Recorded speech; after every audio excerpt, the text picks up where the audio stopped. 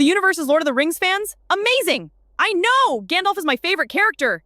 What about the epic battles? So intense! The Return of the King is the best! Let's talk about Beren and Luthien. Yes, the greatest love story. Beren was a mortal man, and Luthien was an elf princess. They faced so many trials. Let's tell a story about an elf princess who fell for a mortal man. Tell me about your home. It's called Manhattan. It's a city of towering buildings and endless energy. It sounds wondrous. Tell me more. Manhattan was wonderful until it was attacked by 2 dragons. Oh no! Were the dragons seeking the hats or there to kill the men? Manhattan is just the name of a city. It had a beautiful skyline before the 11th day of the 9th month of the first year of the 2nd millennium. Oh, what happened? Imagine a beautiful city skyline with 2 towers at the center. The dragons came from nowhere one day and destroyed those towers. Why? We were told they hated our freedom. Where did the dragons come from?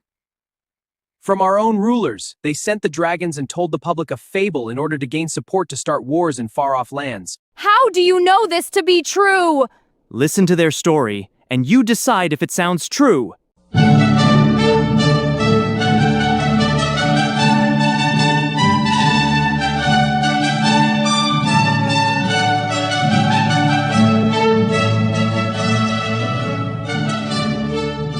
On the morning of September 11, 2001, 19 men armed with box cutters directed by a man on dialysis in a cave fortress halfway around the world using a satellite phone and a laptop directed the most sophisticated penetration of the most heavily defended airspace in the world, overpowering the passengers and the military combat-trained pilots on 4 commercial aircraft before flying those planes wildly off course for over an hour without being molested by a single fighter interceptor.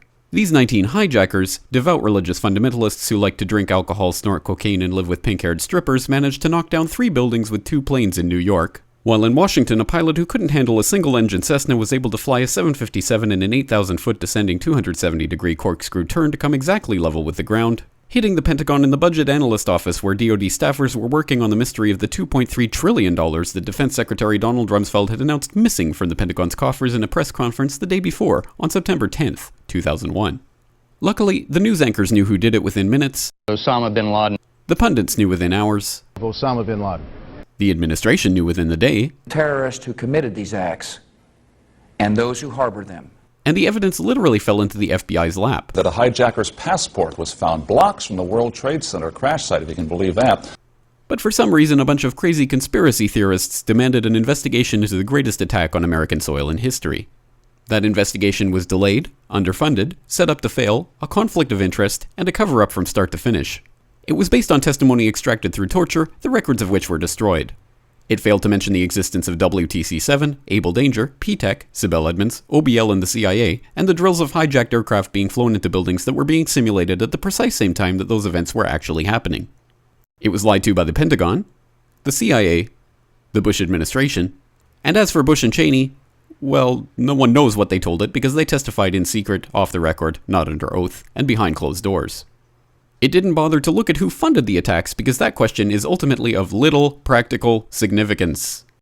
Still, the 9/11 Commission did brilliantly answering all of the questions the public had, except most of the victims' family members' questions, and pinned blame on all the people responsible, although no one so much as lost their job, determining the attacks were failure of imagination. Because Nobody in our government, at least, and I don't think the prior government that could envision flying airplanes into buildings. Except the Pentagon, FEMA, NORAD, and the NRO. The DIA destroyed 2.5 terabytes of data on Able Danger, but that's okay because it probably wasn't important.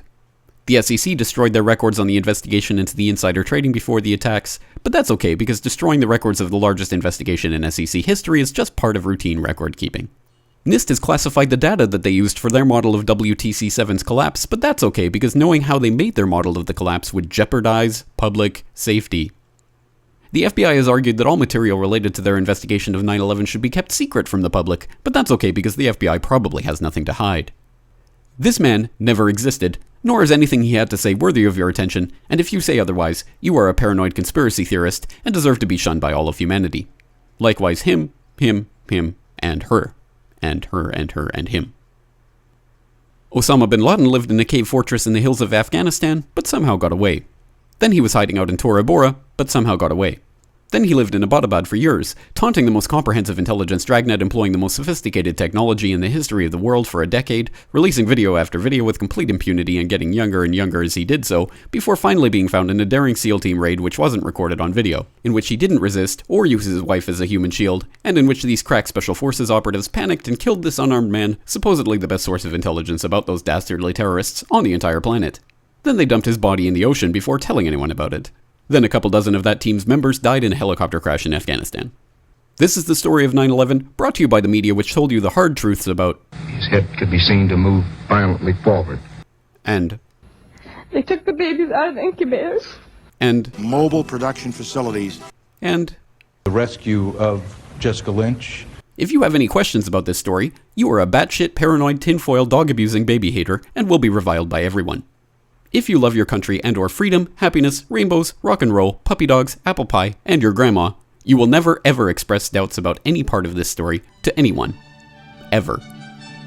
This has been a public service announcement by the Friends of the FBI, CIA, NSA, DIA, SEC, MSM, White House, NIST, and the 9/11 Commission. Because ignorance is strength. That's what your rulers told your people? Yes, and sadly many still believe it. You are a man of truth and honor. I love you. We shall live happily ever after. And so, Baron and Luthien lived happily ever after. A true love story, forever together. Hooray! What a happy ending!